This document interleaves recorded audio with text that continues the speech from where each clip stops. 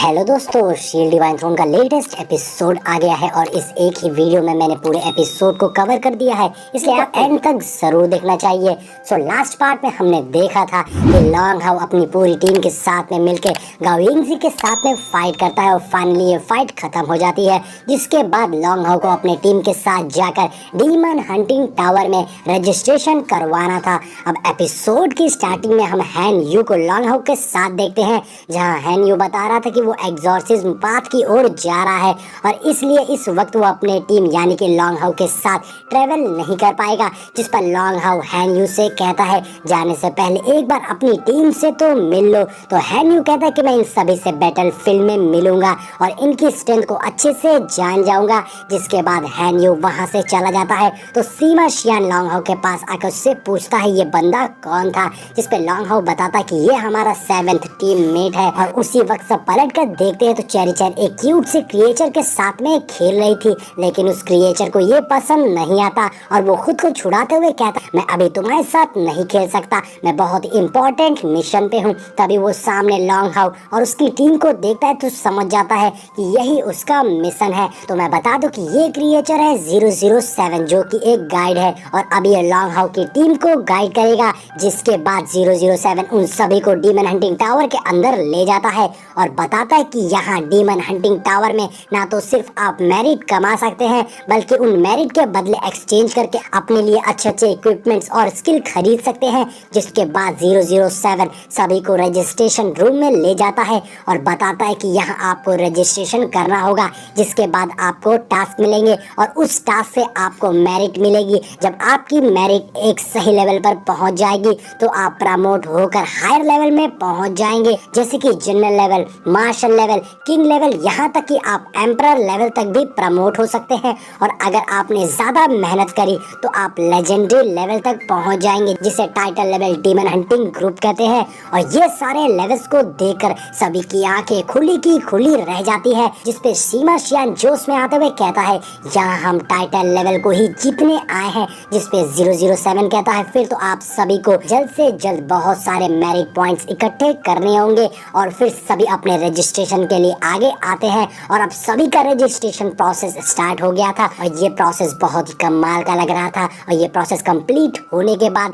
007 उन्हें बताता है कि अब आप सभी अलायंस से सर्टिफाइड लेवल 1 के डीमन हंटिंग ग्रुप हैं। जिसके बाद 007 वहाँ एक मशीन बाहर निकालता है जिससे सभी के हाथ पे एक टोकन लग जाता है और 007 बताता है कि ये टोकन आपके मेरिट को रिकॉर्ड करेगा और आपके स्पिरिचुअल लेवल को भी चेक करता रहेगा। उसके बाद 007 बताता है कि आप सभी यहाँ शॉपिंग कर सकते हैं। शॉपिंग का नाम सुनते ही सभी अपने लीडर गाओ यिंगज़ी की ओर देखने लगे थे और लिन तुरंत ही लीडर के पास अपने 2200 मेरिट पॉइंट्स लेने के लिए पहुंच जाता है और लीडर उसे वहां पर सारे पॉइंट्स दे देते हैं। जिसके बाद लीडर लात मारकर लिन को वहां से भगाते हुए कहते हैं जल्द से जल्द अपनी शॉपिंग कंप्लीट करो। जैसे ही सभी शॉपिंग करने जाते हैं लिन को वहां पर होली स्पिरिट डैन मिलता है जो कि बहुत ही रेयर एलिक्सर होता है, जिससे अगर एक बार भी कोई ले ले तो उसके 1000 पॉइंट स्पिरिचुअल पावर बढ़ जाएगी। लेकिन जब वो लॉन्ग हाउ के सामने स्पिरिचुअल ऑरा को देखता है तो उसकी आंखें फट सी जाती है, क्योंकि एक ऐसा ट्रेजर था कि जिससे स्पिरिचुअल पावर्स की रिकवरी 30% तक तेज हो जाएगी। लिन लॉन्ग हाउ से कहता है कि आपकी नजर तो बहुत ही ज्यादा अच्छी है। लॉन्ग हाउ कहता है कि हमारी टीम के लिए ये बहुत ही ज्यादा इम्पोर्टेंट है, इसलिए लिन स्पिरिचुअल ऑरा को सभी के लिए खरीद देता है। जिसके बाद एक एक करके सभी अपने लिए अलग अलग इक्विपमेंट्स खरीदने लगते हैं। तभी चेरी चैन की नजर एक नेकलेस पर पड़ती है, मगर वो नेकलेस बहुत ही ज्यादा कॉस्टली था, इसलिए लिन बताता है कि हम चाहकर भी इसे नहीं खरीद सकते। लेकिन तभी पीछे खड़ा वेन कहता है कि मैं इसे तुम्हारे लिए खरीद दूंगा। तो हुआंग यी वेन के पास आकर कहता है लीडर हमारे पास इतने भी मेरिट्स नहीं है कि आप किसी और के लिए इतनी महंगी चीज खरीदते। तब तक यहाँ चेरी चैन वेन के ऑफर को रिजेक्ट करके वहां से चली जाती है। तो वेन लॉन्ग हाउ के पास आकर उसे साइड में ले जाता है और बताता है दरअसल चेरी चैन वेन की फियांसे है और कुछ मिसअंडरस्टैंडिंग की वजह से उन दोनों का रिश्ता टूट गया था। अब ये सुनकर लॉन्ग हाउ बिल्कुल शॉक हो जाता है, इसलिए वेन कहता है कि तुम चेरी चैन का बहुत ज्यादा ध्यान रखना, बदले में मैं तुम्हें बहुत सारे मेरिट पॉइंट्स दूंगा। जिसपे लॉन्ग हाउ कहता है चेरी चैन मेरी ग्रुप में है और इसलिए उसका ध्यान रखना मेरी जिम्मेदारी है और मैं चेरी चैन का ही नहीं बल्कि अपने पूरे टीम को प्रोटेक्ट करूंगा। ऐसा कहते हुए लॉन्ग हाउ वहाँ से चला जाता है। वहीं दूसरी ओर लीडर गाओ यिंगजी उन सभी का इंतजार कर रहे थे।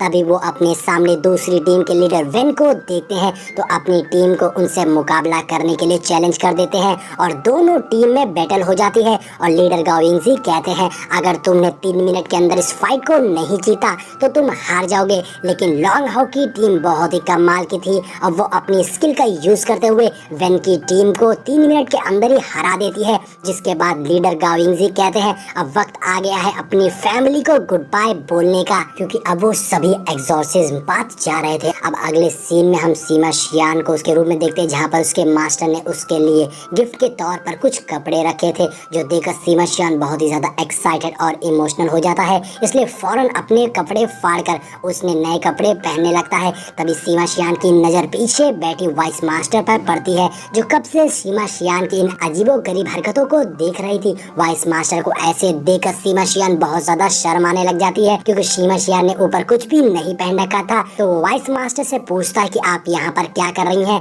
जिस पर वाइस मास्टर बताती है कि तुम्हारे मास्टर ने मुझे तुम्हें ये स्क्रॉल देने के लिए कहा था, जिसमें सीक्रेट टेक्निक है, तुम इसे अच्छे से प्रैक्टिस करना। अब जैसे ही सीमा शियान उस स्क्रॉल को खोलता है उसमें से इतनी रोशनी निकलती है कि सीमा शियान की आंखें बंद हो जाती है। जिसके बाद सीमा शियान वाइस मास्टर से कहता है कि ये स्क्रॉल बहुत ही ज्यादा प्रीशियस है, लेकिन सच कहूँ तो मुझे इसका एक सिंगल वर्ड भी समझ में नहीं आ रहा है। क्या आपके पास इसको समझने की कोई डिक्शनरी है? अब अगले सीन में हम मैजिकल मास्टर यानी कि लिन के ग्रैंडपा को देखते हैं, जो ड्रिंक कर रहे थे। तभी उनके पास लिन आता है, जो उन्हें सर्व करते हुए कहता है ग्रैंडपा मैं एग्जॉर्सिज्म के लिए जा रहा हूँ, मेरा इंतजार करना, जब मैं वापस आऊंगा तब मैं जीनियस लिन आपसे कम्पीट करूंगा टेम्पल मास्टर की पोजीशन के लिए। तो मैजिक मास्टर लिन को जाने को कहते हैं। लिन कहता है मुझे ज्यादा मिस मत करना। लेकिन इधर मैजिक मास्टर थोड़ा परेशान थे, क्योंकि लिन की वजह से शायर की ऐसी हालत हुई थी और साथ ही उन्हें लिन के बचपन का फ्लैशबैक याद आ रहा था, जहां लिन की मदर की डेथ हो गई थी। और अब सीन चेंज होता है और हम चेरी चैन को उसके मास्टर के साथ देखते हैं, जो उसे काफी केक्स खिला रही थी, जो खा खा कर चेरी चैन थक गई थी। इसके बाद हम वेन को दिखाया जाता है, जो अपने मास्टर के पास आता है, जो वेन से पूछ रहे थे कि क्या तुम अपने गोल के लिए कॉन्फिडेंट हो। जिस पर वेन कहता है भले ही पूरे होली डीमन कॉन्टिनेंट में एक ही डिवाइन सील थ्रोन बचा क्यों ना हो, लेकिन उसका ओनर तो मैं ही बनूंगा। इसके बाद हम ली शिन को देखते हैं, जहां अंकल नेलन रोते हुए लिन के पैर पकड़ रखे थे, क्योंकि लिजिन भी अब जा रही थी, जिससे वो बहुत ज्यादा उदास हो गए थे और वो यही कह रहे थे कि अब मुझे चिकन फ्राई करके कौन देगा। और अभी भी अंकल नालन एक लेग पीस चबा रहे थे और वहाँ मौजूद सभी ये तमाशा देख रहे थे। इसके बाद हम शायर को देखते हैं, जहाँ उसके पंटर लोग उसके लिए इमोशनल हो रहे थे, क्योंकि शायर भी जा रही थी। इसके बाद एक बंदा कहता है हम क्या करेंगे आपके जाने के बाद। तभी एक दूसरा बंदा उसे मारते हुए कहता है मिस एग्जॉर्सिज्म पास जा रही हैं, जो उनका घर है। और अब वो लोग बात करने लगते हैं कि वहीं शायर के मॉम डैड रहते हैं। अब ये बात सुनकर शायर को बचपन का फ्लैशबैक याद आ जाता है, जिससे शायर बहुत ज्यादा गुस्सा हो जाती है और उन सभी को खामोश रहने को कहती है। अब नेक्स्ट सीन में हम वैंगवान को देखते हैं, जहां उसके मास्टर उसे shield of giant spirit God को यूज करने से मना करते हैं, क्योंकि अगर वो शील्ड फिर से आउट ऑफ कंट्रोल हो गई तो वैंगवान के लिए बहुत खतरनाक हो जाएगा। जायंट स्पिरिट गॉड उसे यूज करने वाले को पावर्स तो देती है, लेकिन अगर इसे कंट्रोल नहीं कर पाए तो वो आपको अपना गुलाम बना लेगी, इससे वो तबाह हो जाएगी। इसलिए इसे कंट्रोल करना जरूरी है। मास्टर वैंगवान को कहते हैं जाओ डिसेंडेंट ऑफ ग्रेट स्पिरिट की ग्लोरी को फिर से हासिल करो। चेंज होता है, हम एक लेक के पास एक खूबसूरत सी लड़की को बैठा देखते हैं, जिसका नाम वेयांग होता है। और तभी उसके पास हैन यू आता है, जो उसे बता रहा था कि आज रात वो जा रहा है। जिस पर वेयांग कहती है कि इस टास्क पर क्यों जा रहे हो। जिस पर हैन यू कहता है उन्होंने मुझे मौका दिया है कि मैं डीमंस गॉड को डायरेक्टली फेस कर सकूं, ये मेरे लिए बहुत बड़ी बात है। इसके बदले मैं लॉन्ग हाउ के लिए बहुत छोटी चीज कर रहा हूँ। देखने से साफ लग रहा था कि हैन यू और वेयांग एक दूसरे के काफी क्लोज थे। अब सीन चेंज चेंज होकर हॉल में आता है जहाँ सारे स्टूडेंट्स एग्जॉर्सिज्म पास जाने के लिए आए थे। वहीं हम मास्टर ये हुआ को भी देखते हैं जो छिप कर लॉन्ग हाउ को देख रहे थे। वो काफी इमोशनल थे क्योंकि अब उनका और लॉन्ग हाउ के रास्ते अलग होने वाले थे और लॉन्ग हाउ उनका इकलौता और बेस्ट स्टूडेंट था।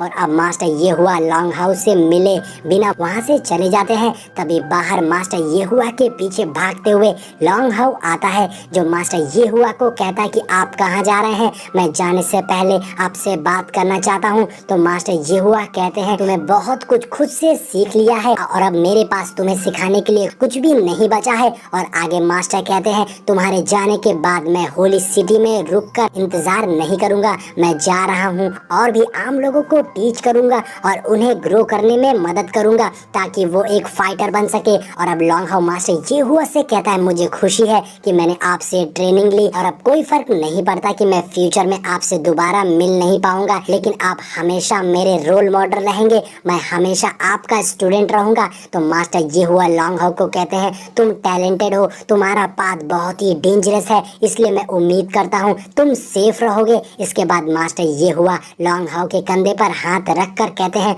मुझे तुम पर यकीन है, तुम डीमन को तबाह कर दोगे और अपना मिशन कंप्लीट करोगे। इसके बाद दोनों ही अपने अपने सफर पर निकल जाते हैं और इसी के साथ हमारा ये एपिसोड यहीं पर एंड हो जाता है।